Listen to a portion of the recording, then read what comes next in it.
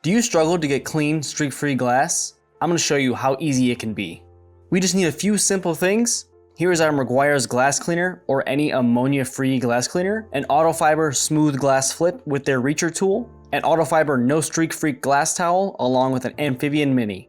We always want to make sure that we start out by cleaning the top edge, so roll your windows down and grab your No Streak Freak glass towel, clean that top edge, and then dry it with your Amphibian Mini. Roll the window back up and start again the same way. Use your No Streak glass towel, going in an up and down motion on the outside, and then dry it in that same direction with the Amphibian Mini. Use your paint correction light or even a flashlight will work to check for streaks. Going into the inside, we want to make sure that we go in a side-to-side motion because that way we can see which side of the glass any streak may be on. For your windshield, you want to make sure that you start with a new, clean towel because the inside can get pretty nasty over time. Here we're going to use the Reacher tool with a smooth glass flip towel to allow us to easily get into those super hard to reach areas. We still follow the same practice of going in one motion on one side and opposite on the other.